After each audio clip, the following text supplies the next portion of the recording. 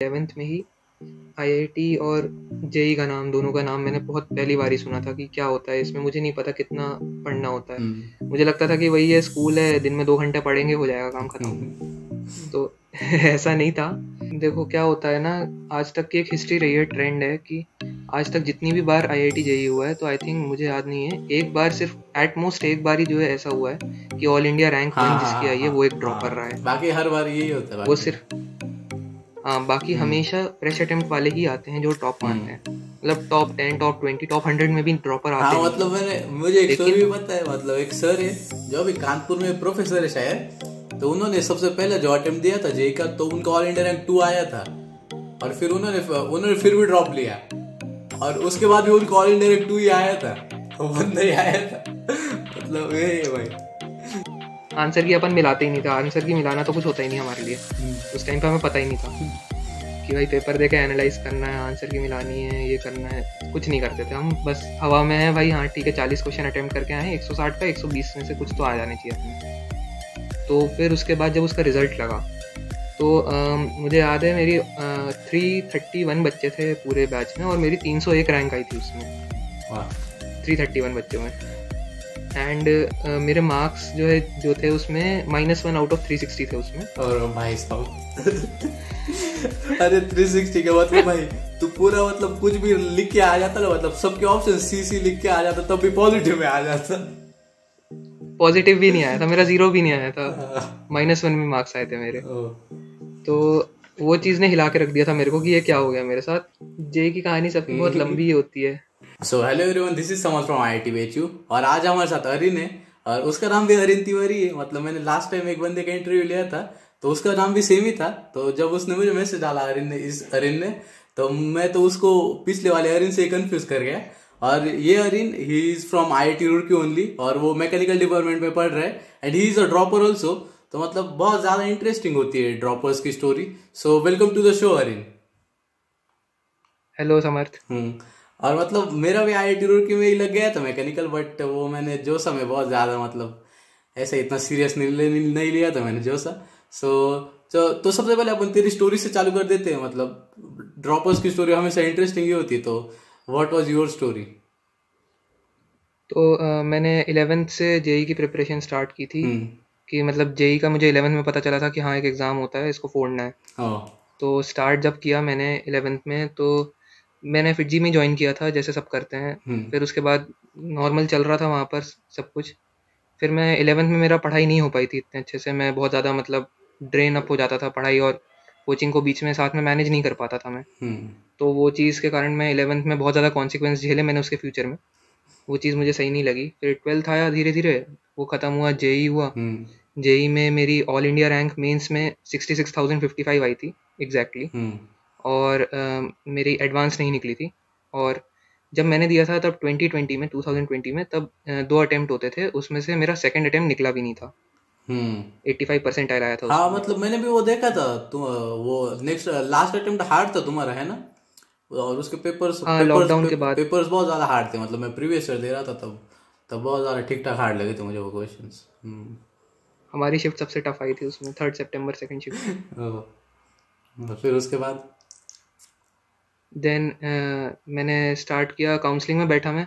मुझे तब नहीं पता था कि बहुत ज़्यादा ख़राब रैंक है या बहुत अच्छी रैंक है, क्योंकि मेरे कलीग्स की भी बहुत आसपास ही रैंक आई थी मेरे, क्योंकि मैं लास्ट बैच में था। देन मुझे काउंसलिंग में मुझे कुछ भी नहीं मिला जोसा की काउंसलिंग में। तो मैंने स्टेट काउंसलिंग में भी बैठा, तो मुझे SGS ITS इंदौर जो कॉलेज है वो मिला था मुझे उसमें। एंड उससे मैंने थोड़ा सा कंटिन्यू किया था, 1-2 महीने उसमें पढ़ाई की थी मैंने।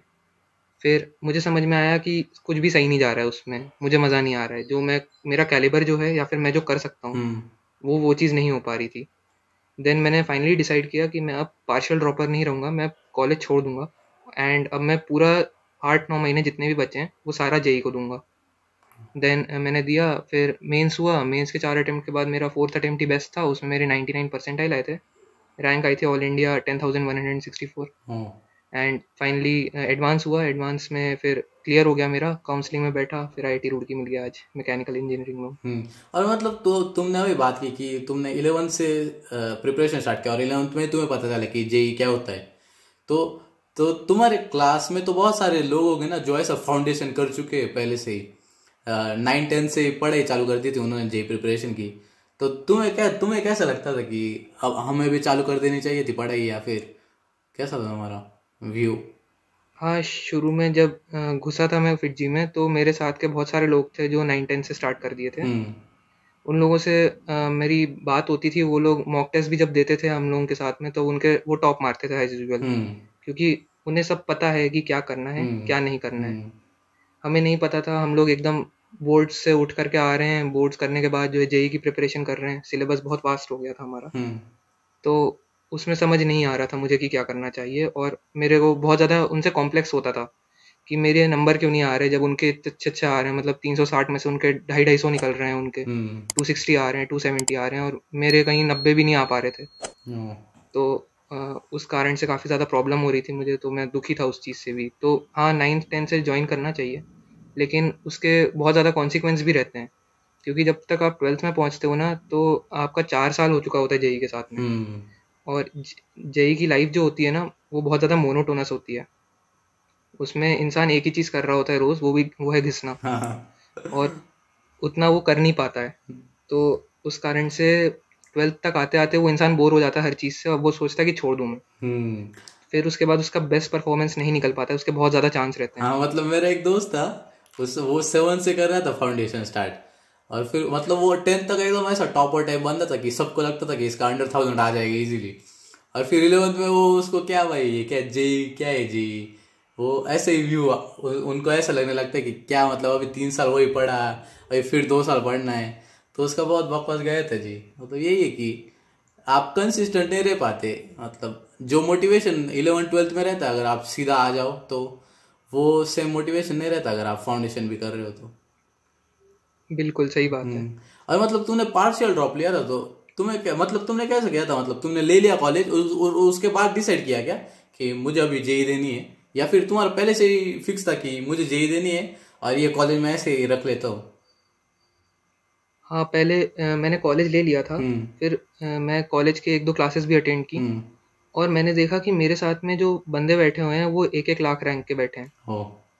मतलब मेरी 70,000 आई है, ठीक है, हम्म। और मेरे साथ में वेरिएशन इतना ज़्यादा है कि 1 लाख तक बैठे हुए हैं। हम्म। तो मुझे समझ में आया कि यहाँ से मेरा इम्प्रूवमेंट अब नहीं हो सकता, इसके आगे अब मैं आगे और क्या ही कर लूँगा, छोटा कॉलेज है, मेरे पास रोज़ मोटिवेशन नहीं होगा किसी चीज़ का कि हाँ मुझसे आगे लोग हैं, मुझे उनसे भी आगे बढ़ना है, ये चीज़ मेरे अंदर कभी नहीं आ पाएगी। हम्म। इसलिए मैंने सोचा कि अब मेरे को या तो स्टेट का कॉलेज चाहिए, स्टेट एनआईटी, हम्म। या तो फिर मैं आईआईटी जाऊँगा, और एनआईटी में भी सीएस।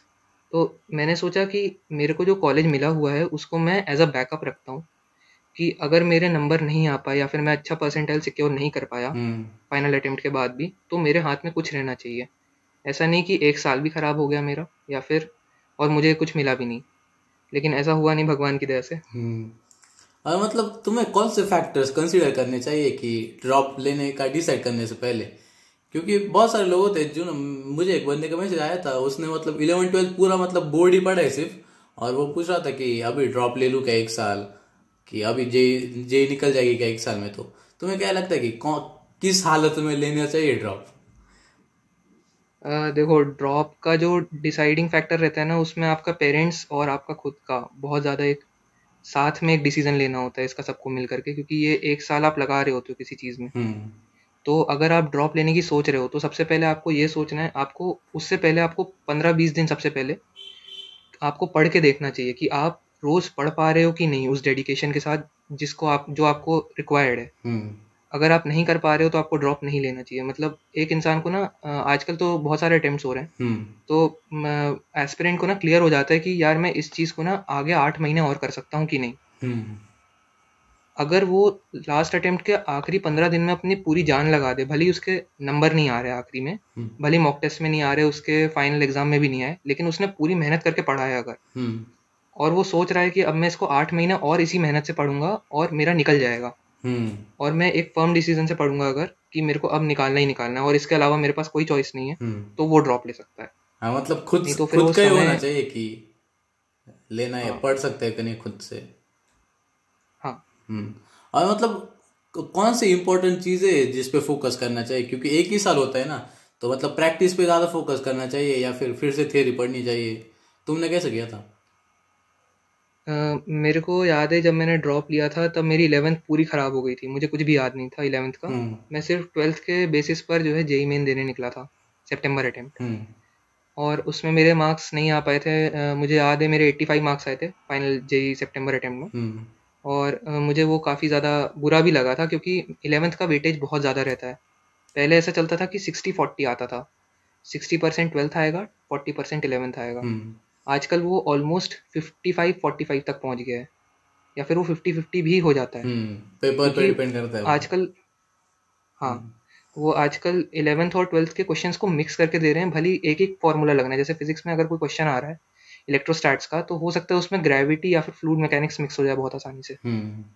वो उस चीज़ को मिक्स करके न्यूमेरिकल या फिर एमसीक्यू में भी बहुत अच्छे क्वेश्चंस बना सकते हैं, जिस कारण से बच्चे फंस जाते हैं कि यार मुझे 12th तो आती है, मेरे को इलेक्ट्रोडायनेमिक्स आता है, इलेक्ट्रोस्टैटिक्स आता है, लेकिन मुझसे ये क्वेश्चन नहीं हो पा रहा क्योंकि मुझे 11th नहीं आती है। हम्म। तो अगर आपके कंसेप्ट्स, आपको सबसे पहले ये देखना है कि आपके कंसेप्ट्स क्लियर हैं कि नहीं। मेंस में सिर्फ आपसे फार्मूला बेस्ड क्वेश्चन आते हैं ज़्यादातर। हम्म। और अगर आप सिर्फ फार्मूला बेस्ड क्वेश्चन भी कर लो तो बहुत आराम से 180 प्लस मार्क्स तो आ जाते हैं सबके, हम्म। और मतलब, एक एक फार्मूला याद है तो। हाँ मतलब मेंस का तो यही होता है, मतलब एनसीईआरटी इनऑर्गेनिक रट लो, प्रीवियस ईयर देख लो, इजी मार्क्स आ जाते हैं मेंस में। हाँ, एनसीईआरटी अगर बहुत अच्छे से कर लिए केमिस्ट्री में, हम्म। इनऑर्गेनिक के लिए एनसीईआरटी इज़ द बाइबल। हाँ। और उसके अलावा और कोई करने हाँ की ज़रूरत मेंस नहीं में है तो भाई आपको। पूरा चाहे वर्ड टू वर्ड आएगा उससे।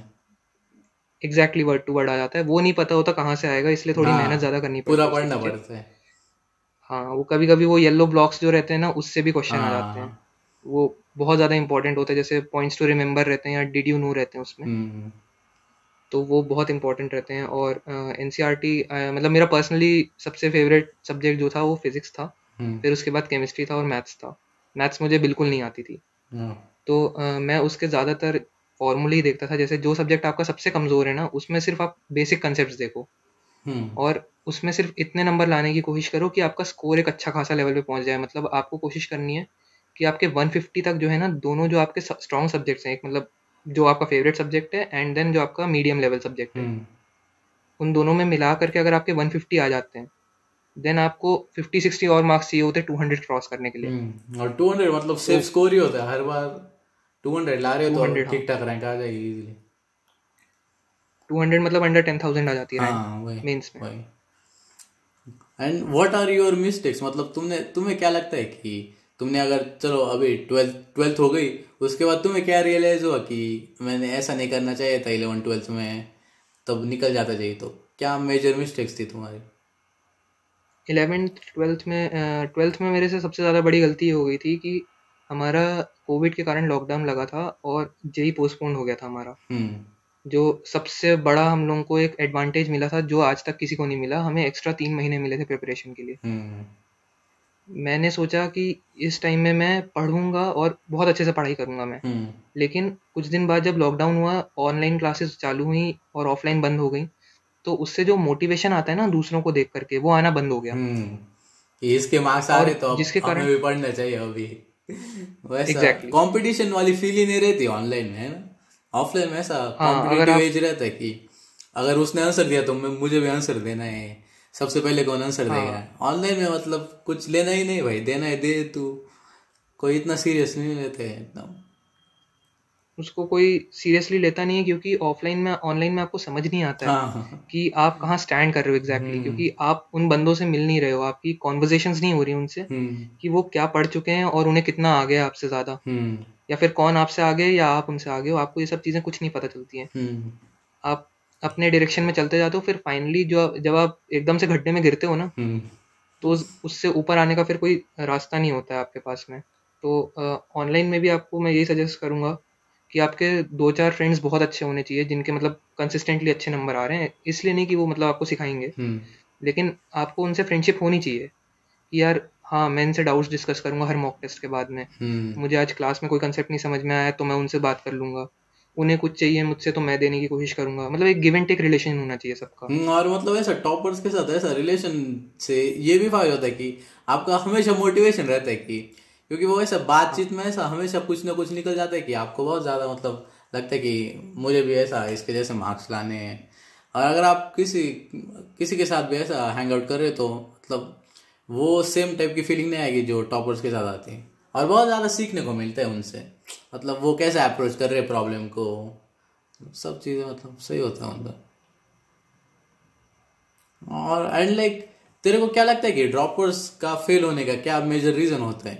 क्योंकि मतलब मोस्ट ऑफ लोग क्या होते हैं, ड्रॉपर्स तो बहुत ज्यादा सीरियस ही होते हैं। मतलब अगर तुम ड्रॉप ले रहे हो, क्योंकि 11th 12th में तो चलो मतलब पेरेंट्स ने फोर्स कर दिया कि कर लो जेई करो, तो इसलिए बहुत सारे लोग ऐसे मतलब टाइम पास कर देते हैं 11th में। बट चलो 12th में तो सब लोग का क्लियर होता है कि मतलब एक साल दे रहे हो तो मतलब जेई निकालना है, वहां पे कोई फोर्स नहीं करता। तो स्टिल मतलब कुछ ड्रॉपर्स नहीं निकाल पाते चाहिए, तो क्या रीजंस होते हैं उनके पीछे? देखो क्या होता है ना, आज तक की एक हिस्ट्री रही है, ट्रेंड है कि आज तक जितनी भी बार आईआईटी जेईई हुआ है, तो आई थिंक मुझे याद नहीं है, एक बार सिर्फ एट मोस्ट एक बार ही जो है ऐसा हुआ है कि ऑल इंडिया रैंक हाँ वन हाँ जिसकी हाँ आई है हाँ वो एक ड्रॉपर रहा हाँ, है। बाकी हर बार यही होता है वो बाकी। सिर्फ, हाँ बाकी हम्म हमेशा फ्रेश अटेम्प्ट वाले ही आते हैं जो टॉप मारते हम्म। हैं। मतलब टॉप 10 टॉप 20 टॉप 100 में भी ड्रॉपर आते हाँ नहीं है। मतलब मुझे एक स्टोरी लेकिन भी पता है। मतलब एक सर है जो अभी कानपुर में प्रोफेसर है शायद, तो उन्होंने सबसे पहले जो अटेम्प्ट दिया था जेई का, तो उनका ऑल इंडिया रैंक 2 आया था। और फिर उन्होंने फिर भी ड्रॉप लिया, और उसके बाद भी उनको ऑल इंडिया रैंक 2 ही आया था, वन नहीं आया था। मतलब ये है भाई, होता है यार भाई ऐसा। तो तो ड्रॉप लेने में ना ऐसा होता है कि हम्म आपको सिलेक्शन के चांसेस बढ़ जाते हैं, आपके आपकी रैंक बहुत अच्छी आएगी ये गारंटी नहीं होती है। हम्म क्योंकि आप जो है ऑलरेडी उनसे ज़्यादा ड्रेन आउट हो चुके होते हो, उनसे ज़्यादा आपने डीमोटिवेशन झेला हुआ है, हम्म जिसको अब आपके अंदर और झेलने की टेंडेंसी नहीं रहती है। आपको बस पढ़ाई पढ़ाई करते रहते हो आप, हम्म और कोशिश करते हो कि अपना स्कोर मैक्सिमाइज कर सको आप।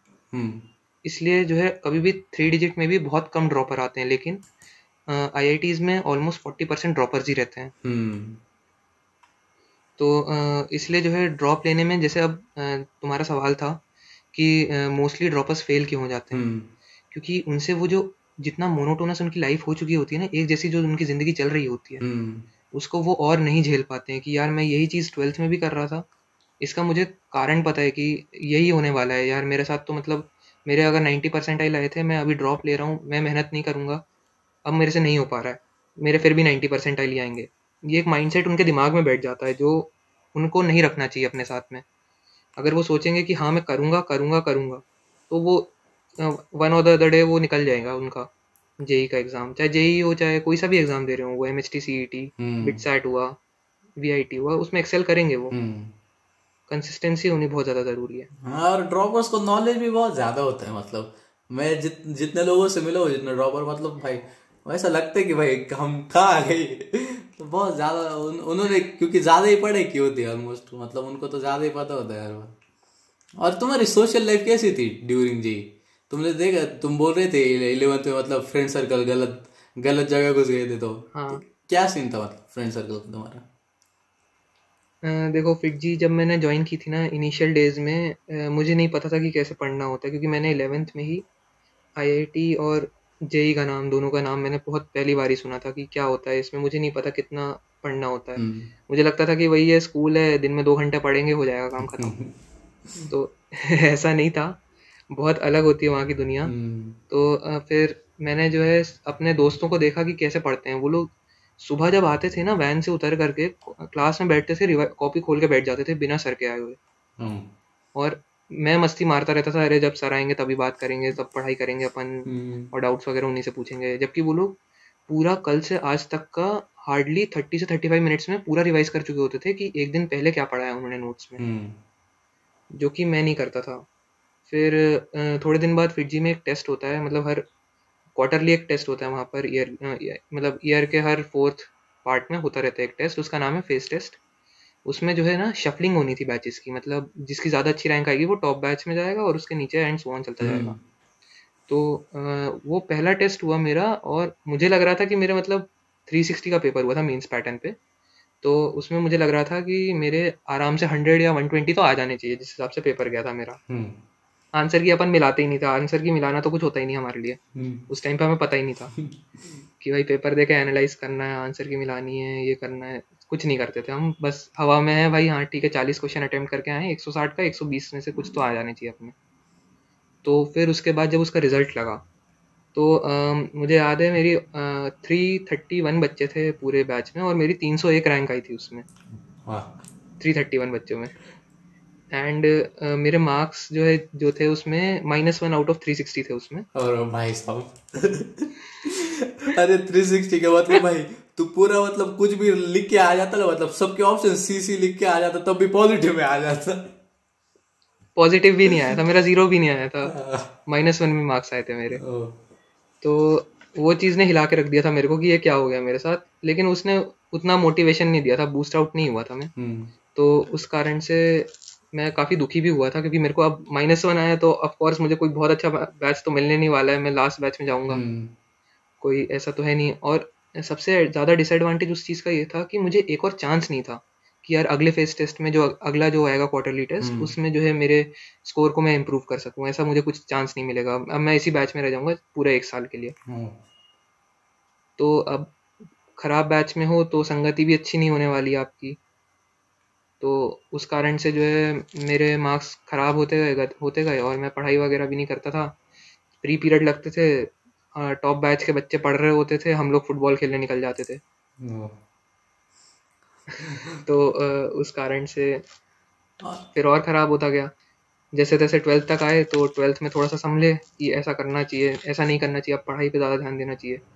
लेकिन जब तक समझ आई थी तब तक आधा जेई का फेज़ निकल गया था। हम्म 12th आ ही गया है, अब उसमें बोर्ड्स का भी पढ़ना है हम्म और जेई भी देना है।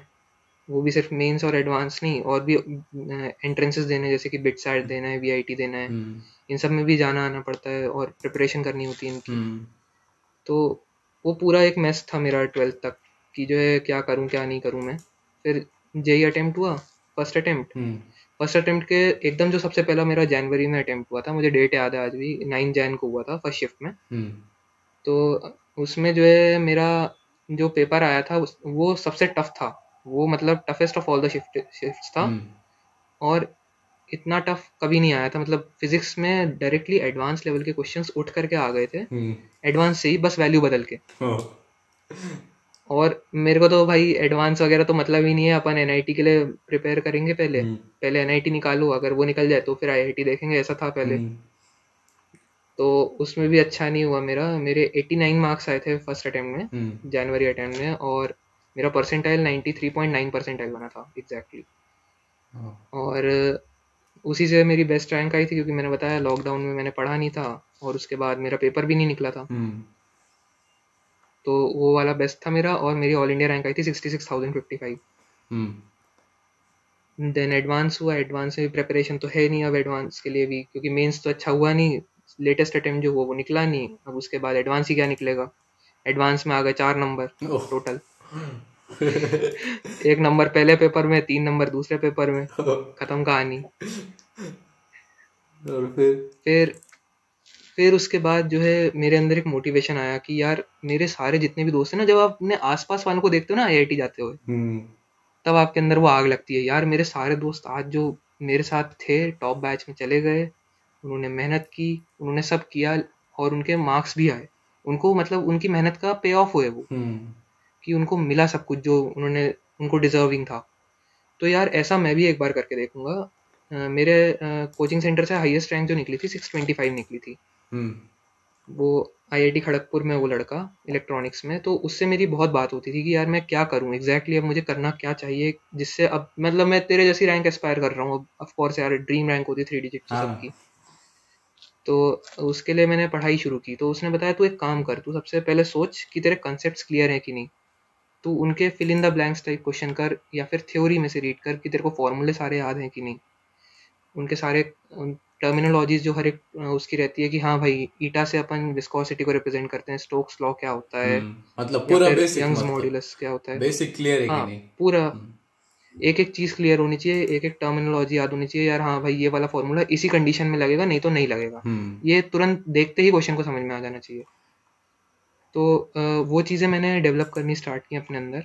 और फिर ड्रॉप लिया, और मैंने जो, जब ड्रॉप में मैंने एक चीज़ सोची थी कि इस साल अगर कोविड आया ना, हम्म मुझे अंदर से इंट्यूशन आ गया था कि कोविड आएगा इस साल वापस। हाँ तो उसमें जो है मैंने सोच रखा था कि अगर इस साल आता है ना, तो इस साल जितना पिछले साल अपन ने मज़ा किया है ना, डिविएशन जितना आया ना अपने अंदर, वो नहीं आने देंगे इस साल। जो है हर रोज़ पढ़ेंगे। And I did it. मतलब मैंने जो है, जब लॉकडाउन आया एग्जैक्टली शायद फरवरी में वापस से सेकेंड वेव आ गई थी हाँ, उसकी मतलब मार्च और से लॉकडाउन लॉकडाउन लग लग गया गया था। था, मार्च से मार्च से लॉकडाउन लग गया था। आई थिंक तुम लोगों के बोर्ड्स वगैरह का रिजल्ट भी ऐसे ही आया था ना, ऑनलाइन आया था। हाँ। पेपर नहीं दिए थे तुम लोगों ने। हाँ। खैर वो अलग कहानी है। तो जो है वो तुम्हारा बोर्ड्स का भी कैंसिल हो गया था, कुछ इशू हो गया था, और हमारा जेई भी पोस्टपोन हो गया था। मतलब फेब्रवरी अटेम्प्ट हुआ, मार्च अटेम्प्ट हुआ, एंड देन जुलाई वाला अटेम्प्ट सीधे आई थिंक हाँ जुलाई में हुआ था, अप्रैल का अटेम्प्ट है ना। हम्म। तो वो जो टाइम मिल गया था ना मुझे कि अप्रैल से लेकर के जुलाई तक, उस टाइम मैंने इतना डेडिकेशन से पढ़ा कि मतलब every day I studied for 9 hours. मतलब 4.5 घंटे सुबह पढ़ता था, 4.5 घंटे शाम को पढ़ता था। हम्म। एग्जैक्टली मंडे टू संडे एक ही रूटीन होता था मेरा कि मुझे 9 घंटे पढ़ना है। अभी मतलब मॉक टेस्ट नहीं देता था मैं बहुत ज़्यादा कि मॉक टेस्ट देने मुझे और मार्क्स लाने जैसे लोग कर रहे हैं, वैसे नहीं करता था मैं। तो मतलब सिर्फ थ्योरी मैंने क्लियर कर सिर्फ, रहे थे तुम पहले स्टार्टिंग में? हाँ हम्म। एग्जैक्टली मैं सिर्फ थ्योरी क्लियर कर रहा था। पूरा सिलेबस कंप्लीट करने पे मेरा ध्यान था कि जो मेरे स्ट्रॉन्ग सब्जेक्ट्स हैं, हम्म। जो मेरा स्ट्रॉन्गेस्ट सब्जेक्ट है और जो मेरा मीडियम लेवल सब्जेक्ट है, उन दोनों का एटलीस्ट सिलेबस तो खत्म होना चाहिए मेरा। हम्म। फिर उसके बाद देखेंगे कि मार्क्स ला पा रहे हैं कि नहीं, क्योंकि वो ऑफ कोर्स अपने आप आएंगे आपके मार्क्स अगर आपके कंसेप्ट क्लियर हैं। मेंस में तो कुछ ज़्यादा चाहिए नहीं होता है आपको। हम्म। देन फिर जुलाई अटेम्प्ट आया। जुलाई अटेम्प्ट में मेरे 187 मार्क्स आए थे, जिसमें मेरे 80 मार्क्स आए थे फिजिक्स में। सही तो फिर। तो उसका मेरा परसेंटाइल आई थिंक 98.77 बना था, हम्म। जो मेरा बेस्ट परसेंटाइल नहीं था। फिर उसके बाद मैंने अगस्त अटेम्प्ट भी दिया, उसमें मेरे 200 मार्क्स आए थे एग्जैक्टली। फिजिक्स में 87 83 आए थे मेरे फिजिक्स में। केमिस्ट्री में मेरे 70 आए थे और मैथ्स में 47। मैथ्स मतलब मेरा वीकेस्ट सब्जेक्ट था। हम्म। तो तीनों मिलाकर के मेरा 200 आया था और परसेंटाइल मेरा 98.9988781 बना था ओ एग्जैक्टली। भाई, इतना कौन याद करता है मेरा सिर्फ टू मुझे डिजिट तक याद है लास्ट की। मुझे पता नहीं, ये पता नहीं, मेरे को शौक है कि जब भी जेई का रिजल्ट आता है ना, मेरे को सारे परसेंटाइल 7 डिजिट तक याद रहने चाहिए। मतलब मेरे को फेब्रवरी का भी याद है, मार्च अप्रैल और सारे सारे याद है मेरे को। हम्म। तो और अप्रॉक्सीमेट करें तो 99 परसेंटाइल आया था मेरा उसमें। हम्म। मतलब 98.99 आया तो उसको 99 मान सकते हैं। हम्म। तो और मेरी ऑल इंडिया रैंक 10,164 आई थी। फिर जब जेई एडवांस का स्टार्ट किया, मतलब मैंने जब लॉकडाउन ही था, मतलब मेंस वाले फेज में जब मैं था, तब मैंने स्टार्ट कर दिया था कि हाँ मैं अब जो प्रीवियस ईयर सितंबर वाले जो क्वेश्चंस आए थे ना 2020 में, हम्म। उनको एक एक को बैठ के लगाऊंगा मैं, क्योंकि वो बहुत इंपॉर्टेंट पेपर्स थे एडवांस के पर्सपेक्टिव से भी और मेंस के पर्सपेक्टिव से भी। क्योंकि वो बहुत ज़्यादा टफ लेवल का पेपर था, जैसा तुम लोग भी जानते होगे। हाँ। 20। इतना टफ पेपर हाँ। कभी एनटीए ने नहीं बनाया नहीं। नहीं था, टू ना थाउजेंड सीबीएसई ने। 2016 का हार्ड था और उसके बाद 20 का हार्ड था। हाँ 20 का काफ़ी हार्ड आए थे सितंबर वाली हम्म। शिफ्ट्स, और उनके न्यूमेरिकल और डेसिमल टाइप्स ही हाँ, बहुत बहुत अच्छे थे। गंदे थे उनके भाई। तो मतलब अगर आपको एक बार जो है थोड़ा सा मोटिवेशन चाहिए अपने अंदर, जिसको मतलब औकात दिख जाए तुम्हें एक बार अपनी, जो कहते हैं, हम्म। तो एक बार सितंबर 2020 के ना सारे पेपर लगा के देख लो। हाँ भाई, बहुत मतलब क्या ही क्वेश्चंस थे वो। अगर उसमें तुम्हारे 200 से ऊपर आ रहे हैं ना, तो फिर तुम फाड़ अब दोगे, मेरे कैसा होता पता है मतलब क्या, मतलब मैं टेम्परामेंट। जब प्रीवियस ईयर क्वेश्चन पेपर्स कर रहा था ना, तो ये सितंबर 2020 के ना, ये ज्यादा लोगों ने अपलोड भी नहीं किए थे। मतलब ऐसा कुछ भी अपलोड हम्म। करके रखा उन्होंने, ऐसा राइटिंग में लिख के पेपर पे लिख के क्वेश्चंस अपलोड करके रखे थे। तो मेरे वो हुए ही नहीं थे, और मैंने पूरा प्रीवियस ईयर कर लिया मैंने, और वो ही नहीं हुए थे। तो मुझे पहले तो बहुत ज्यादा कॉन्फिडेंस था मेरे पे कि भाई सब हो रहे प्रीवियस ईयर क्वेश्चन पेपर्स, और फिर वो मिल गया क्वेश्चन पेपर, फिर वो सॉल्व करने लगा भाई। ऐसे लगने लगे ना भाई वहां पे पूरा ऐसा डाउन हो गया, लगने बहुत ज्यादा से पेपर था वो। वो वैसे पेपर अगर वापस आ गए ना तो बहुत टफ हो जाते हैं, हम्म। वैसे आने नहीं चाहिए वो। तो ऐसे करके फिर मेंस की मेरी तैयारी हुई थी पूरी की पूरी। और मैंने मेरे को भी सॉल्व पेपर्स उसके मिल नहीं रहे थे इंटरनेट पर, तो मैंने एक बुक ले ली थी उसकी सॉल्व पेपर्स की। हम्म। तो तो उससे सारे मेरे को एक एक क्वेश्चन मिल गया था, उसमें सॉल्व एग्जांपल्स भी थे और उसके सोल्यूशंस भी सारे के सारे दिए हुए थे। हम्म। तो उससे मैंने बहुत अच्छे से प्रैक्टिस कर ली थी। आई थिंक बहुत ज़्यादा शिफ्ट्स में हुआ था पेपर उस टाइम पे, क्योंकि कोविड ज़्यादा था ना। हाँ। तो शिफ्ट्स में बच्चे कम रहे, ऑल्टरनेट सीट्स वेकेंट रखनी थी उनको, तो जो है बहुत ज़्यादा और शिफ्ट्स में हुए इसलिए थे, तो अपने बहुत पेपर अच्छे इजी लेवल के आए थे आई पेपर्स। फील, क्योंकि 24 पेपर्स बनाने थे उनको। तो 24 पेपर्स तो वो ऐसा हाँ हार्ड बना ही नहीं सकते ना भाई, कहाँ से लाएंगे इतने क्वेश्चंस।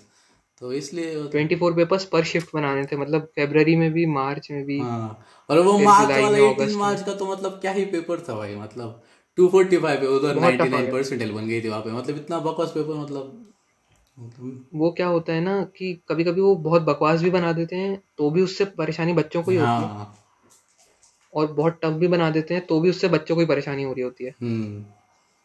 क्योंकि मार्क्स दोनों में लाने का, एक में लाने की वैल्यू नहीं होती है, मतलब 247 पे आपका 99 बन रहा है तो क्या ही करोगे यार। हाँ। अरे एक क्वेश्चन। मतलब पूरे ऐसा, मेरा 250 वाला आया था उस शिफ्ट में, तो मैं तो ऐसा एक्सपेक्ट करके चल हाँ। रहा था कि भाई 99.89, मतलब ट्रिपल आइट आया था, मतलब फिक्स ही अपना अभी। अभी क्या ही है, मतलब 250 और मार्क्स आ गए, और फिर लग गए भाई कि 99.2 ही बनी थी मेरी। तो वो सही, वो ऐसा पूरा। और हार्ड पेपर में भी वही हो जाता है कि आपसे क्वेश्चन ही नहीं बन रहे, तो चलो ये गिर जाते, ये परसेंटाइल वैसे परसेंटाइल कम अच्छी आ जाती कम मार्क्स पे भी, बट वो सॉल्व भी तो होने चाहिए ना क्वेश्चंस। सॉल्व, उसका कोई फायदा नहीं होता है अगर बहुत इजी पेपर भी आ रहा है और बहुत हम्म। टफ भी। एक वो आपके हाँ, हाथ में भी नहीं पता, वो लक लकी रहता है है, वो, मतलब। बहुत ज्यादा लक रहता है। And what are your learnings from JEE preparation? क्या मतलब देखो, रियल लर्निंग्स? रियल लाइफ में जो अप्लाई होने लायक लर्निंग मैंने सीखी है एक तो जेई से, वो है हार्ड वर्क। हम्म। हार्ड वर्क मतलब इंसान को जो है ना, जेई अगर आप अच्छे से दे रहे हो उसको डेडिकेशन से, मतलब एक लाइफ का बहुत इंपॉर्टेंट पार्ट मानो ना उसको, हम्म। तो वो तुम्हें बहुत कुछ सिखा देगा। उनमें से एक है हार्ड वर्क। अगर हार्ड वर्क करना आ जाता है ना तुम्हें, तो तुम कुछ भी कर सकते हो फिर जिंदगी में अपनी। हम्म। तुम मतलब 9-9 घंटे, 10-10 घंटे, मतलब मैं तो 9 घंटे तो बहुत कम होते हैं लोगों के, मैंने 12-12 घंटे भी सुने हैं हम्म। कि रोज पढ़े जा रहे हैं लोग। हम्म। तो उस लेवल पे जब पढ़ते हो ना, तो आप वो चीज़ जो आपको पसंद है ना, उसको आप 10-10 घंटे तक कंटिन्यूअसली वन सिटिंग में कर सकते हो। उससे आपको बहुत ज़्यादा फायदा होता है। दूसरा, आपके अंदर ना फिर आपको किसी से मोटिवेट होने की ज़रूरत नहीं होती है कि मुझे यार सामने वाला कोई मोटिवेट करे, संदीप महेश्वरी आकर के मुझे मोटिवेट करे कि हाँ भाई अब मैं निकालूंगा आईआईटी। हम्म। तो वो एक बार आपके अंदर अगर आग लगती है ना किसी चीज़ की, हम्म। तो उसको बुझा पाना इम्पॉसिबल है, उसको कोई नहीं बुझा सकता। और सबसे ज़्यादा इम्पोर्टेंट पार्ट ना, मेरे को सेल्फ बिलीफ एक बहुत ज़्यादा अच्छे से आया है कि हाँ, मेरे को अपने ऊपर विश्वास रखूंगा ना अगर मैं, हम्म। तो मैं कुछ भी कर सकता हूँ। मुझे दुनिया के कमेंट्स से कुछ लेना देना ही नहीं है कि दुनिया क्या कह रही है मेरे बारे में, मुझे लेना देना नहीं है, मैं अपना काम करूंगा। उससे जो है ना, आप दुनिया को नेग्लेक्ट करके अपने काम पे फोकस करना सीखते हो, जिससे आप जो है ना अपना बेस्ट रिजल्ट पाने की कोशिश कर सकते हो, और वो मिल जाता है, पता है, आज नहीं तो कल। हम्म। अगर आपका आईआईटी नहीं भी निकलता है ना 10-10 घंटे पढ़ने के बाद, तो वो बेकार नहीं हुआ है कभी भी। उससे बहुत ज़्यादा आपको फ़ायदा ही हुआ है, क्योंकि आपका स्टैमिना बढ़ा है, एक बैठने का भी स्टैमिना होता है। 10 घंटे भाई कौन पढ़ता है, मतलब अगर 11 12 जेई हाँ, वाले छोड़ दे तो, मतलब जेई नीट वाले छोड़ दे, मतलब कौन ही पढ़ता है, मतलब 11 12 तो ऐसे कोई ही। नहीं पढ़ता। सब लोग का ऐसा बाद तो में वो जाके रियलाइज होता है कि हमें हार्ड वर्क इसकी इम्पोर्टेंस क्या होती है। मतलब वो हमारे एक सर ने बहुत अच्छे से बात की थी कि आप जो अभी एक्सपीरियंस कर रहे हो ना 11 12 में, वो बाकी लोग ऐसा 25 26 के एज में एक्सपीरियंस करते हैं। तो मतलब आप लकी हुँ, हो कि आपको 18 के एज में इतने सारे एक्सपीरियंसेस मिल रहे हैं ऐसे। मतलब आप, मतलब जेई के बाद में आप तो सब सब चीजों से गुजर जाते हो, मतलब ऑलमोस्ट कि सब कुछ हो चुका होता है आपके साथ जेई में। क्योंकि अगर किसी ने जेईई को बहुत ज़्यादा सीरियसली लिया है, मतलब मेरे जितने भी आज आईआईटी में दोस्त हैं या तू भी है, हम्म। तो अगर मैं एकदम से किसी के सामने कोई जेईई बोल देता है ना, हम्म। तो वो चलते-चलते रुक जाता है कि हाँ भाई, जेईई एक मेरा, हाँ याद है मेरे को सब कुछ क्या-क्या हुआ था मेरे साथ हाँ। ज़िंदगी में उस टाइम पे। जी कितना मतलब मैं रोया हूँ, कितना मैं ये करा। जी मतलब भाई है भाई, मतलब ऐसा पूरा मतलब स्टोरी टाइप होती है, मतलब है ना जी, ऐसा लाइफ लाइफ हुँ, लाइफ आपको पूरे जिंदगी भर याद रहेगी जी आपकी स्टोरी। लाइफ लॉन्ग याद रहता है। And what was your reaction to JEE result? मतलब चलो 12th में तो इतना अच्छा नहीं आया था, बट आफ्टर, मतलब चलो ड्रॉप के बाद आ गया रिजल्ट, तब कैसी रिएक्शन थी तेरी? हाँ, पहले मतलब मैंने अपना रिज़ल्ट नहीं देखा, हम लोग कोचिंग में जाकर के रिज़ल्ट देखे थे अपना, एडवांस के मॉक टेस्ट चल रहे थे तब। तो हम्म। उस टाइम पे जो है जब रिज़ल्ट आया था तो कोचिंग में देख रहे थे, तो मैंने पहले अपना नहीं देखा क्योंकि मैं वेट कर रहा था कोई और देखे, उसका परसेंटाइल पता करेंगे, फिर उसकी रैंक देखेंगे, फिर देखेंगे कि रिज़ल्ट देखना है कि नहीं। क्योंकि हम्म। फिर एक लड़के की 99.4 पे 6000 रैंक आ गई थी। तो मैं समझ गया हाँ भाई, अब सब हाँ। सही आ रहा है रिज़ल्ट, हाँ। मतलब मेरा हाँ। अगर जुलाई वाला भी लेते तो हम्म। 12,000 से आगे नहीं जाएगी रैंक मेरी। तो उसमें 10,000 आ गई थी, हम्म। ओके, वो मेरा ठीक था। फिर भाई साहब जब एडवांस का रिज़ल्ट आया ना, तो हम्म। एडवांस में मेरा सबसे वीक सब्जेक्ट मैथ्स उसमें जो है मेरे नंबर बहुत कम आ रहे थे। मुझे लग रहा था मेरा कट ऑफ भी निकल जाए, अगर मेरा इसमें कट ऑफ नहीं निकला तो इस कारण से मेरी सिर्फ रैंक नहीं आएगी, अगर मैथ्स का कट ऑफ नहीं निकला तो। हम्म। तो फिर उसके बाद 10 बजे रिजल्ट आ गया एग्जैक्टली, तो जैसे ही देखा मैंने, भाई साहब हाँ। अरे मेरा निकल गया आईआईटी यार, एग्जाम निकल गया जेई एडवांस का। मतलब एकदम मैं ना हैरान हो गया था कि यार, मैं मतलब एकदम से चिल्ला दिया कि यार मम्मी, मेरा एडवांस का निकल निकल गया है, मेरा रैंक आ गई है, congratulation, you have qualified the JEE advance, JEE all India rank advance. 3646 आ गई है। तो भाई साहब मतलब इतना एक्सपेक्ट भी नहीं किया था मैंने कि अगर मेरा मैथ्स बहुत ज़्यादा ख़राब हुआ था पेपर में, मेरे 16 या 13 हम्म। नंबर आए थे मेरे पेपर 2 में, और 6 नंबर आए थे मेरे पेपर 1 में। तो हम्म। उससे जो है ना, चलो मैथ्स हार्ड ही आता है जे एडवांस का, अगर पकड़ के चले तो मैथ्स जे एडवांस का कभी इजी नहीं आने वाला तो है भाई। कट ऑफ उसका गिर गया था बहुत ज़्यादा मैथ्स का, तो मेरा हाँ। पेपर निकल गया उसके कारण।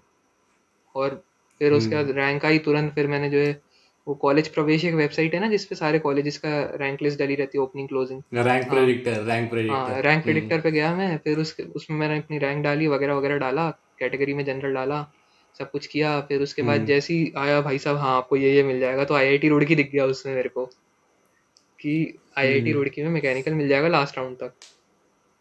बस, तो फिर भाई हाँ। बहुत खुश हुए, मतलब सब रोने लग गए थे, मतलब मेरी मम्मी भी रोने लग गई थी कि इतना एक्सपेक्टेड नहीं था, इतना अच्छा रिजल्ट आएगा। और मेरे दादाजी भी बहुत खुश हुए थे उससे, फिर पापा भी बहुत ज़्यादा खुश हुए थे, मतलब फैमिली का फर्स्ट आईआईटीएन हूँ मैं। सही है भाई। And like how is life before and after JEE? यार, कितना मतलब कैसा लग रहा है अभी? हाँ मतलब आईआईटी वाला ड्रीम तो ठीक है, आईआईटी तो मतलब निकल गया, वो हम्म। बहुत अच्छी चीज़ है। जेई के पहले ना एक आप अलग इंसान रहते हो, तू भी हाँ, मानता जेई के पहले होगा, मतलब 10th तक तो मतलब आप बहुत ज्यादा है ना, इमेच्योर रहते हो। आपको ऐसा, हाँ, 11 इमेच्योर। 12th के बाद आपको बहुत ज्यादा मतलब तो बहुत ज्यादा चेंज हो जाता है आप में, है ना, खुद से। हाँ, तो 11 12th में आप जो इंसान बन जाते हो ना, आप एकदम मतलब कुछ भी कर सकते हो, आप गधे की तरह मेहनत करते हम्म। जाते हो कि मतलब मैं कितना भी पढ़ सकता हूँ, मैं जितना चाहूँ उतना पढ़ लूंगा, मैं बहुत मेहनत करूंगा, फुल ऑफ हम्म। मोटिवेशन हो आप। फिर ना जब आपको एक एम आपका मिल जाता है ना, आप उसे गोल को अचीव कर हम्म। लेते हो, तो वो आपके अंदर का वो मोटिवेशन खत्म हो जाता है कि अब भाई, अब तो ठीक है यार, मिल गया आईआईटी, अब तो रोज जाना है अपने हम्म। को यहीं पे। अब फिर वो सेमेस्टर्स की ना आप पढ़ाई अच्छे से नहीं हम्म। करते हो। तो लाइफ आफ्टर जेई जो है ना मेरी, वो बहुत ज़्यादा अजीब सी हो गई है, क्योंकि मैं अब रात को 2 2 बजे तक जगता रहता अरे हूँ, भाई वो दोस्तों सबका के है साथ भाई। लगा रहता हूँ, मतलब वो ऐसा जेई जेई वाला, मतलब जेई में सबका है। अब अपन 10 10 12 12 घंटे पढ़ते थे, और मतलब अभी तो मतलब 2 2 3 3 घंटा बहुत ज्यादा लगता है अभी, मतलब। 3 घंटे हाँ। बहुत ज़्यादा लगने लगता है, अरे आज तो बहुत ज़्यादा हम्म। पढ़ लिया, अब तो पूरे 2 3 दिन नहीं पढ़ना है आगे। ये बट चलो, मतलब ये भी है ना कि आप बहुत ज्यादा चीजें बाकी चीजों के भी देख रहे हो, मतलब चलो 11 12th में तो सब बंद था यार, मतलब आप पढ़ रहे हो सिर्फ पढ़ रहे हो। बट 12th के बाद मतलब सब चीजें आपको, आप चीजें एक्सप्लोर भी कर सकते हो, अगर सिर्फ पढ़े के माइंडसेट में रहोगे पूरा, मतलब चलो अभी पीएचडी तक मतलब कब तक पढ़ोगे, मतलब कहीं तो मतलब बाकी का बाहर की दुनिया भी देखनी चाहिए ना। तो वो टाइप कैसे। वो आप अगर बैचलर्स देखो, आईआईटी और स्टेट कॉलेजेस के एनआईटीज जो रहते हैं, इनके बहुत ज़्यादा हम्म। फ़ायदे रहते हैं। अगर आप चाहो तो आप इनमें सिर्फ पढ़ाई हम्म। भी कर सकते हो, आप पढ़ाई के दम पे भी बहुत अच्छा पैकेज फोड़ के निकाल हम्म। सकते हो यहाँ से, कोई परेशानी नहीं है उसमें। या फिर अगर आप चाहो तो यहाँ से आप बहुत सारी चीज़ें नई ऐसी भी सीख सकते हो जो बंदों को 30 30 साल तक नहीं आती हैं। जैसे कि हर आईआईटी में एक एंटरप्रेन्योरशिप हाँ। सेल रहता है, जिससे आप जो है सब कुछ सीख सकते हो कि मेरे को स्टार्टअप कैसे बनाना है। बड़े बड़े बंदों से मिलोगे जिनके मल्टी मिलियनर हम्म। कंपनीज हैं, एमएनसीज हैं जिनकी, जिन उनसे आप मिल सकते हो। रोज़ आपके आगे पीछे ऐसे लोग घूम रहे हैं जो या तो साइंटिस्ट हैं, या तो रिसर्चर्स हैं, या तो उन्होंने बहुत मतलब हम्म। करोड़पति हैं वो। तो वो जो वाइब्स आ रही होती है ना आपके आसपास से आपके अंदर, वो बहुत पॉजिटिव होती हैं। हाँ। हाँ, अनफॉर्चुनेटली बट हमने अभी स्टिल देखा नहीं है वो, अपना भी अभी ऐसा ही है ना देखेंगे। कि अपने दोस्त भी मतलब उस लेवल के बन जाते हैं अभी, जेई के पहले वाले और जेई के बाद में, मतलब सब आईआईटीएंस है, मतलब यही है भाई। क्या है मतलब, सब आईआईटीएंस हाँ, है सब तो आईआईटीएन से अब आप हाँ, और अलग वो नहीं भाई है। मतलब अलग ही होती है, मतलब अगर आप किसी से बात कर लो, मतलब बहुत ज्यादा सीखने को मिलता है, मतलब हर हर किसी की बहुत इंटरेस्टिंग स्टोरी होती है जेई की, तो बहुत ज्यादा मतलब बहुत सीखने को इंटरेस्टिंग मिलता होती है है। जेई से। So, हम आसपास में जिनके साथ रहते हैं और जो हमारे मतलब हमसे जिनकी वाइब्स मैच हो रही होती है ना, वो बंदे भी बहुत बड़े होते हैं लेवल में, मतलब या तो इंटेलेक्ट उनका हम्म। बहुत हाई रहता है, या तो उन्होंने मतलब बहुत बड़े बड़े एग्जाम जैसे कि केवीपीवाई किसी ने निकाला होगा, किसी ने एनटीएससी निकाला ओलंपियाड्स। होगा, कोई, हाँ कोई ऑल इंडिया टॉपर होगा हम्म। बोर्ड्स का, इसकी बहुत हाई हाँ, और टेंडेंसी बट रहती है। यहाँ पे आईआईटी में आने के बाद इतना आपका रैंक मैटर नहीं करता। मतलब कोई किसी को लेने देने नहीं भाई, मतलब हाँ क्या, मतलब क्या कर लिया, मतलब सबका ऐसे ही है इधर रैंक। तो इतना कुछ सब ऐसा हाँ, सबका एक नॉर्मल जैसी नॉर्मल रैंक सी है। आ जाती है ना, ऐसा इतना भी कुछ। हाँ, हाँ, तुम्हारी 3000 आई होगी, मेरी तो 3600 आई है, कोई उससे क्या इतना ही फर्क है नहीं मतलब, पड़ने है ना? वाला। सही है फिर। हाँ, क्या ही है भाई, सब एक मतलब जैसे इतना हैं। कोई ब्रैग नहीं करता कि ऐसा। हाँ। जो ब्रैक करोगे वो तुम्हें से हाँ, ज्यादा रैंक लाके कोई जो ना कोई बोल देगा, होते अरे ही चुप रहे कि तू, भाई जिसने पढ़ रहे, मेरे मतलब से ज्यादा हमारे ही। हमारे यहाँ पे ना एक एक बंदा है, मतलब मेरी मेरी डिपार्टमेंट में, उसका ऑल इंडिया रैंक 500 आया था मेंस में। 99 पॉइंट, मतलब कितना, 95। हाँ, किसी को पता ही नहीं था उसका उतना हम्म। है। वो अभी अभी पता चला, किसी ने देखा उसका कि इसका 500 रैंक आया है। तो मतलब कोई ब्रैग ही नहीं करते, मतलब अरे भाई किसी बाप को रे। पड़ी ही नहीं वहां पे कि सब जस्ट इक्वली ट्रीट करते हैं वहां पे सबको। सो चलो, अभी 40 मिनट्स की वीडियो बन गई। Thank you very much for doing this. मतलब अपना तो इतना प्लान भी नहीं था, मतलब अभी अपन थैंक ने यू, नो 9 बजे फोन पे बात किया और अभी रिकॉर्ड भी कर दिया। सो वो जे की कहानी सबकी बहुत लंबी होती है, उसमें टाइम चाहिए होता है। चलो बाय।